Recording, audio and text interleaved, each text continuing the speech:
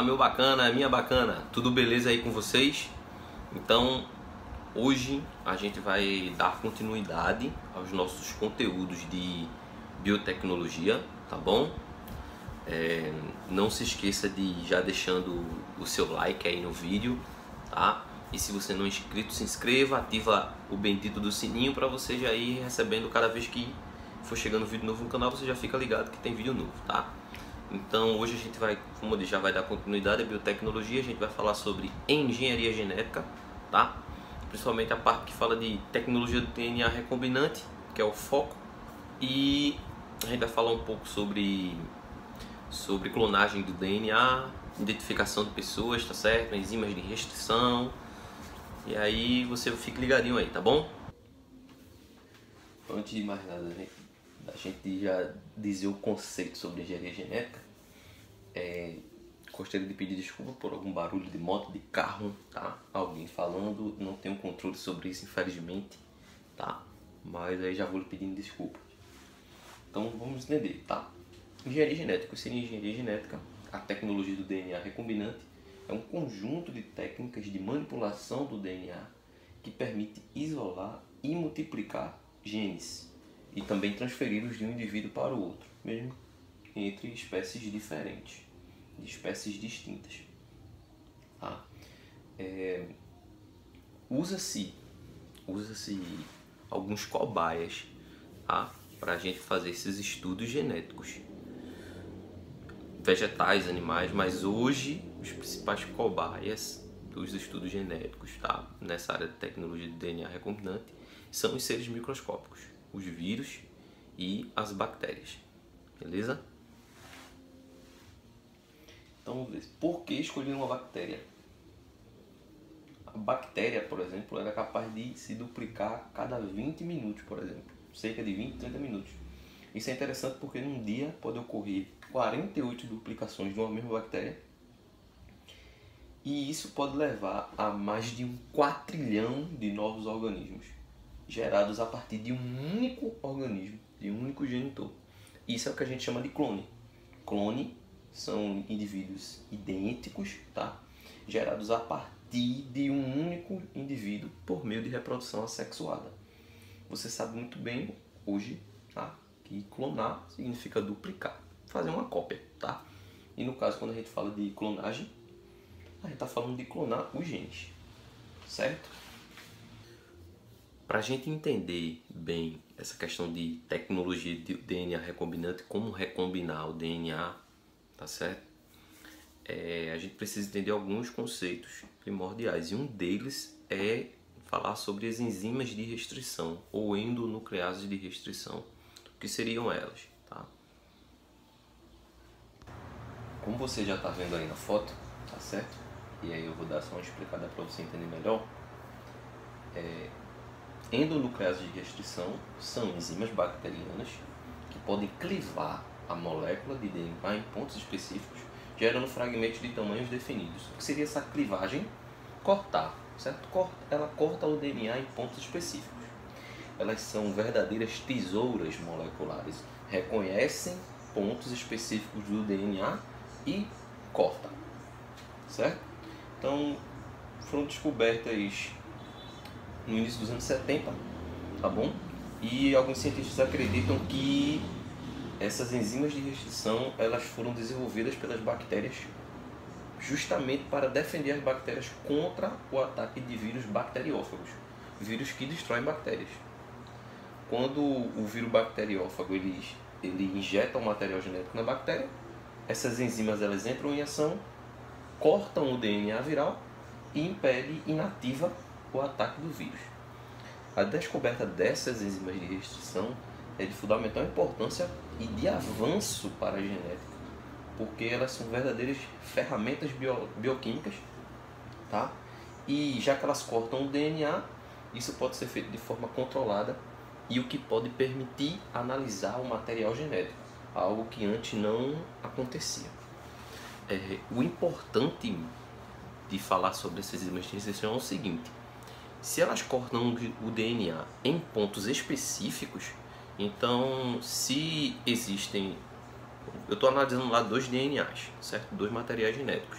Se eles são idênticos, esse material genético é idêntico, então essas enzimas de restrição elas vai cortar o DNA nos mesmos pontos. Então aquele mesmo material genético que é idêntico, ele vai ter o mesmo fragmento de DNA, certo? Então, a partir de um DNA, eu vou gerar fragmentos de tamanhos iguais se o material genético é igual. Mas se eu estiver analisando materiais genéticos diferentes, tá? Então, indica que essas enzimas de restrição vai cortar o DNA em pontos diferentes. E isso vai gerar fragmentos de tamanhos diferentes. É assim que se possibilita avaliar, analisar o material genético, certo? Pensando nisso, é interessante frisar que se eu obtenho fragmentos diferentes, né, de tamanhos diferentes, eu vou ter um padrão típico para cada DNA analisado, certo? Então, se eu vou analisar um DNA, aquele DNA tem um padrão. Se eu analisar outro DNA, outro DNA tem outro padrão, porque vai ter fragmentos diferentes. Isso leva a crer que há uma possibilidade de identificar indivíduos pela análise dos fragmentos de DNA, certo? E essa parte é de fundamental importância que sempre cai no Enem, tá? Identificação de pessoas através de uma técnica chamada eletroforese, tá? Então, se liga aí na figurinha que eu vou mostrar para vocês. Então, vamos lá. Separação eletroforética de fragmentos de DNA, ou eletroforese. Tá? É uma técnica que consiste em analisar os fragmentos de DNA originados a partir do corte do DNA, obviamente, por enzimas de restrição. Tá? Então, observe o desenho aí. Esse é um esquema. Você está vendo que tem uma placa, tá certo? Essa placa aí, ela consiste em um gel que é imerso numa solução tampão. Solução tampão, se vocês nunca ouviram falar disso, é uma solução que é capaz de resistir a mudanças de pH, tá certo? Quando são adicionados ácido ou base, mas não é de interesse pra gente isso aqui não, tá? Então veja só, nessa placa de gel, certo? Você está vendo que tem um polo negativo e um polo positivo. A esses polos que estão aí ligados, vai ser passada uma corrente elétrica. Então você está vendo que junto do polo negativo tem umas fendazinhas, certo? Então o que é que acontece? A gente tem um material, o DNA, né, já recortado, coloca-se esse DNA recortado nessas fendas, tá bom?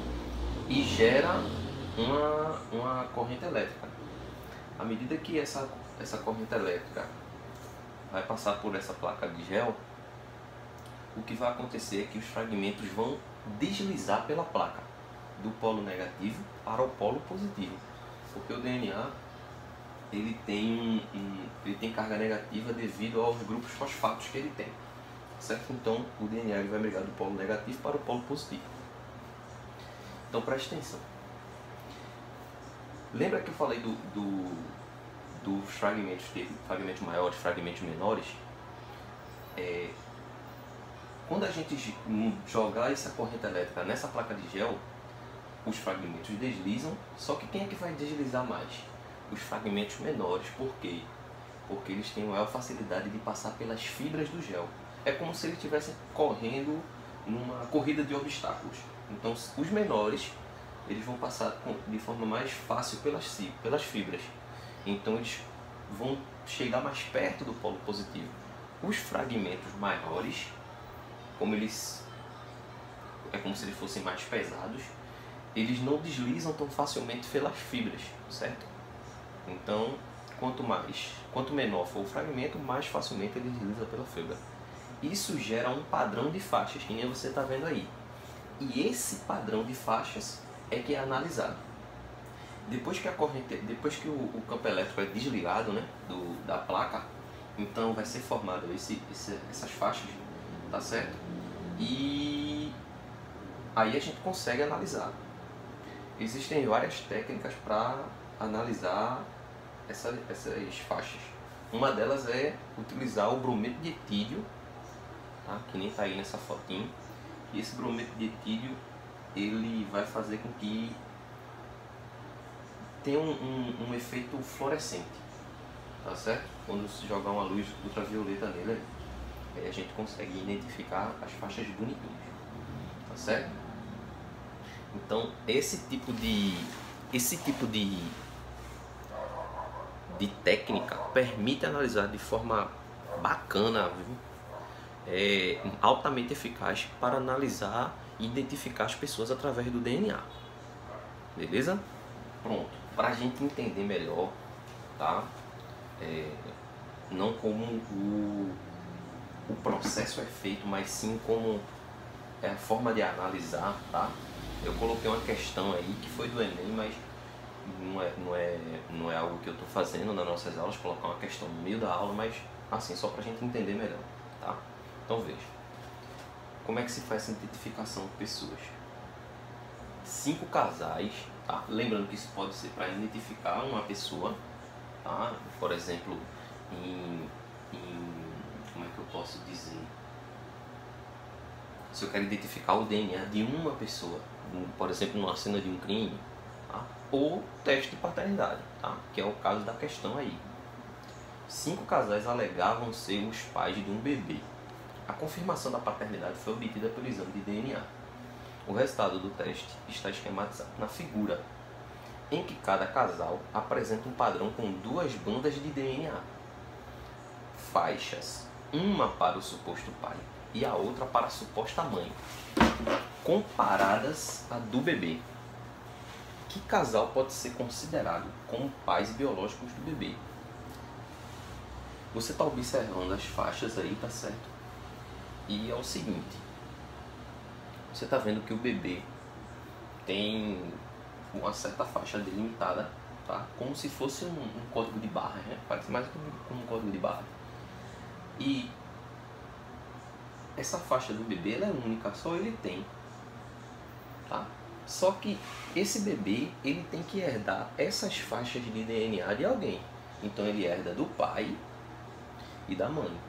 Ele vai herdar metade das faixas do pai e metade das faixas da mãe. Tranquilo? Então veja só. O que é que eu vou analisar aí na questão? Eu vou analisar qual é o casal que tem ambas as faixas que o bebê também tem, tá? Então vamos analisar. Veja só. Casal 1, presta atenção no casal 1. No casal 1, você está vendo o seguinte, ó. Eu tenho essa faixa aqui da mãe, tá bom? Que o bebê tem, beleza. Essa faixa pode ter sido herdada da mãe, tranquilo. Só que esse bebê tem essa faixa aqui, ó, que nenhum dos pais tem. Então, se nenhum dos pais tem, ele herdou de quem? Do urso, foi? Então não pode ser o casal 1, tranquilo? A mesma coisa vale para o casal 2, ó. O casal 2 não tem essas faixinhas daqui, ó. E o bebê tem, então tá errado. Não pode ser o casal 2. Vou pular o casal 3 porque o pai tem a faixa. Vou pular o casal 4 porque a mãe tem a faixa. E vou pro casal 5. Ó. O casal 5, nem o pai nem a mãe tem essa faixa. Então não pode ser o casal 5. Eu só vou analisar agora o casal 3 e o casal 4. Certo? Tranquilo? Vamos lá. Beleza. Voltando lá. A terceira faixa do bebezinho aqui, ó. Aqui tá pintada. A segunda, ambos os casais têm. Certo? Aí a gente vai para sétima faixa do bebê, que está pintada. A sétima faixa. Procurar o casal que tem essa faixa. Quem é? O casal 3. Você percebe que no casal 4 nenhum dos dois tem. Então eu já matei a questão de quem é o pai, de quem são os pais desse bebê. O casal 3, né? Então veja só. Só para a gente confirmar que esse casal tem todas as faixas que o bebê tem. Vamos lá para a faixa 9, né? Ó, essa faixa aqui, ó. Vamos ver se alguém do casal 3 tem? Tem, ó. Ambos têm. Essa faixa pode ter sido herdada tanto do pai quanto da mãe. Faixa 10. Ó, essa faixa 10 foi herdada do pai. Faixa 11 foi herdada da mãe. Faixa 12 pode ter sido herdada do pai, pode ter sido herdada da mãe. Faixa 14, eu acho, né? A última que está pintada aqui, ó, foi herdada da mãe. Então, todas as faixas que o bebê tem de DNA foi herdada ou do pai ou da mãe, certo?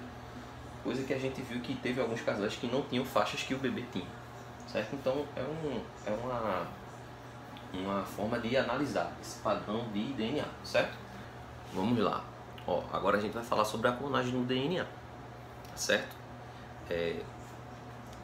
Lembra que a gente falou que as principais cobaias quanto à clonagem do DNA são os seres microscópicos, vírus e bactérias. Então, se liga aí e preste atenção em alguns conceitos para você não se perder. Não tem bicho de 7 cabeças não, certo?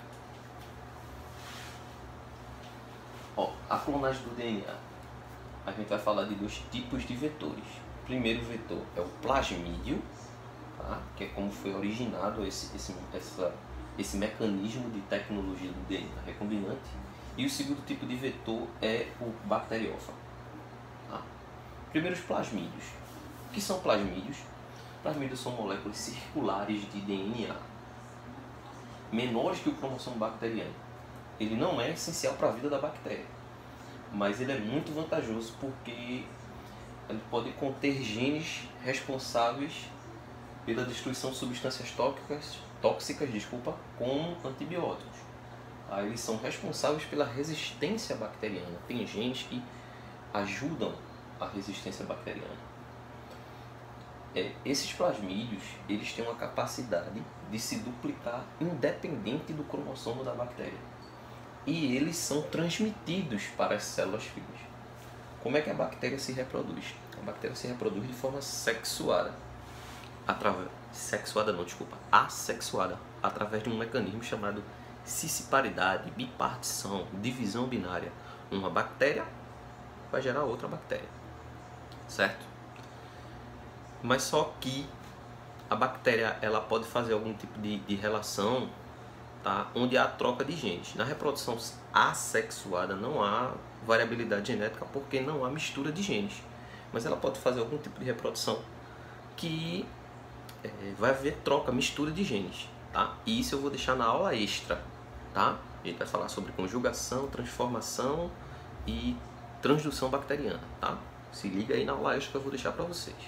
Bom, veja só, no início da década de 70, o pesquisador Stanley Cohen, que trabalhava com plasmídios, e Herbert Boy, que trabalhava com enzimas de restrição, decidiram unir seus trabalhos.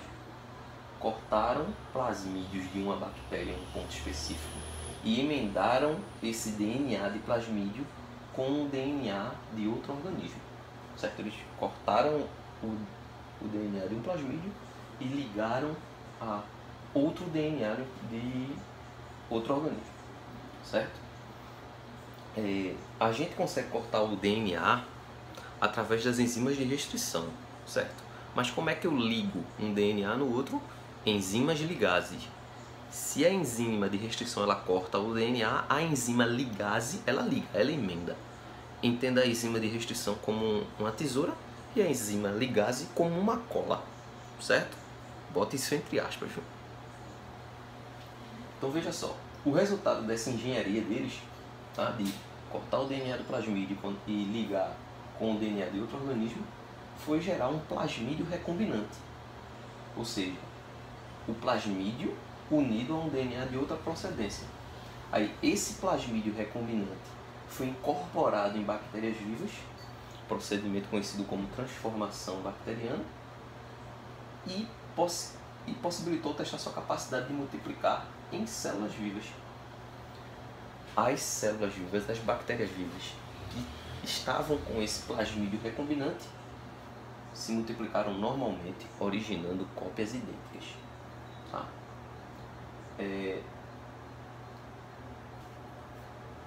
As experiências mostraram o seguinte, que o plasmídio recombinante, tá, ele multiplicava-se normalmente na bactéria que foi incorporada, tá? E ele era transmitido às bactérias filhas. Logo, a partir de uma única célula bacteriana transformada, pode-se obter clones constituídos por bilhões, trilhões de bactérias idênticas. Certo? É esse mecanismo que deu-se o nome de clonagem molecular. Tá? Você está vendo na figura aí. Agora, a gente vai falar dos bacteriófagos como vetores de clonagem. Vamos lá. O segundo tipo de clonagem do DNA é feita com vírus bacteriófagos. Tá? Bacteriófagos são vírus que infectam bactérias, são também chamados de fagos. Esses vírus, eles têm, antes da gente falar sobre a clonagem, entenda um pouquinho da infecção. Esses vírus, eles têm duas partes principais, a cabeça e a cauda, certo? Na cabeça é onde se encontra o material genético, o seu DNA, tá certo? Então, quando ele encontra a bactéria que vai servir de hospedeiro para ele vai se ligar à bactéria, vai aderir à parede bacteriana, perfurar essa parede bacteriana e injetar o seu DNA. Depois que ele injeta o DNA, esse DNA entra em contato com o DNA da bactéria, tá? E ele vai ser multiplicado. Tá? E à medida que esse DNA ele vai sendo multiplicado, você gerando novas cópias desse DNA, ele vai comandar a síntese das proteínas virais, ou seja, ele vai começar a formar as partes dos vírus. Tá? Então, depois de um certo tempo que o vírus está formado, a bactéria arrebenta e libera novos vírus. Mas aí é como ocorre a infecção. Mas como é que ele serve de vetor de clonagem? O vírus mais utilizado como vetor de clonagem é um fago conhecido como fago lambda. Ele é um dos mais conhecidos do ponto de vista genético. Você conhece todos os seus genes, os genes já foram mapeados no cromossomo do vírus e conhece a sequência exata em que cada gene entra em atividade após infectar a bactéria. Então, para você entender, o fago lambda ele tem dois tipos de genes, genes essenciais, que são importantes para a multiplicação, é indispensável para a reprodução do vírus, e os genes não essenciais. Os genes essenciais estão localizados na ponta do cromossomo do vírus, nas duas extremidades. E os genes não essenciais se localizam na região mediana. Então, o que é que acontece? Como é que eu vou fazer a recombinação do DNA viral? Então, eu vou cortar esses genes não essenciais dos vírus, tá? Como você está vendo aí na imagem, e vou ligar a esse material genético do vírus um outro segmento de DNA de outro organismo, certo? Então aí eu obtive um DNA recombinante, tá certo? Esse DNA recombinante ele está dentro agora do vírus e esse DNA que foi recombinado ele vai ser capaz de infectar várias bactérias, tá? E cada vírus desse vai conter uma cópia do fragmento de DNA que foi introduzido no vírus. Então, com um vírus que eu coloquei o DNA recombinante, quando ele infectar uma bactéria, ele vai gerar novos vírus, tá? Idênticos a ele. Então, novos vírus que vão ter também o DNA recombinante, certo? E antes da gente terminar essa aula, a gente vai falar das bactérias como fábricas de proteínas humanas, tá? Que falou da clonagem molecular, usava as bactérias e os vírus, mas para que fazer isso? Como a gente está falando de biotecnologia, engenharia genética, a gente está usando um conjunto de técnicas que manipulam o DNA. Então, uma dessas técnicas é fazer com que bactérias produzam proteínas humanas, certo? Então, se liga na figura aí. Veja. Então, antes da gente falar da figura, observe um pouquinho a historinha rapidinho. Com o desenvolvimento da clonagem molecular, é possível isolar genes codificadores de proteínas humanas. Tá? Isolo esses genes, isolo um pedaço do DNA, pego esse pedaço de DNA, coloco no plasmídio, tá? Bacteriano, pego esse plasmídio e coloco dentro de uma bactéria. E essa bactéria vai começar a fabricar a substância que eu preciso. Tá? Em 1977, conseguiu-se produzir o primeiro hormônio humano, tá? com essa metodologia, tá? Que foi um hormônio chamado o hormônio somatostatina, tá? É um pequeno hormônio, ele contém 14 aminoácidos e ele atua desempenha algumas funções do corpo. uma dessas funções é inibir a ação do hormônio do crescimento, tá? Mas aqui não é aula de fisiologia, obviamente, é aula de biotecnologia. Então, isso aí foi um salto muito grande para a questão da engenharia genética, produzir uma substância humana dentro de uma bactéria. No ano seguinte, foi clonado o gene codificador da insulina humana. E esse aí ele ganhou muito respaldo, porque esse hormônio está atrelado à doença diabetes mellitus. Por quê? A doença de diabetes mellitus é justamente a deficiência do hormônio insulina, a produção deficiente desse hormônio no nosso corpo. Então, essa segunda proteína, né, humana, que foi produzida em bactérias, ela começou a ser comercializada algum tempo depois, tá? E o que até então, como é que se fazia o tratamento da diabetes mellitus? Extraía o hormônio insulina de porcos, do pâncreas, né? De bois e de porcos. Aí esse hormônio era extraído, tá? E a pessoa fazia o tratamento com esse hormônio de boi e de porco. Só que em algumas pessoas provocava alergia. Com a produção da insulina humana dentro de uma bactéria, a insulina produzida pela bactéria, como ela é humana, não causava alergia nas pessoas, tá? Hoje, diversas proteínas humanas são comercializadas a partir de clones de bactérias, tá? O exemplo é o hormônio do crescimento, tá? O GH, e tem um também que é o ativador do plasminogênio tecidual, tá? Que ele trata derrames e previne coágulos. Aí eu estou mostrando o desenho para você, só para você entender e por fim como é que a bactéria fabrica as proteínas. Eu pego o gene humano, no caso aí do desenho está falando do gene da insulina, tá? Pego o pedaço de DNA que contém o gene e ligo esse segmento de DNA ao plasmídio. O plasmídio recombinante é introduzido na bactéria.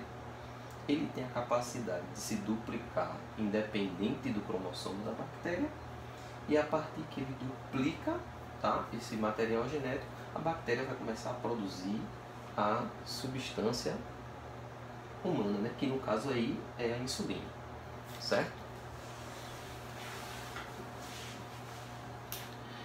E espero que minhas bênçãos tenham gostado. Próxima aula a gente vai falar de transgênicos e projeto genoma humano, pra gente finalizar a biotecnologia, tá? Um cheiro na criança, um cheiro na família e estuda a miséria.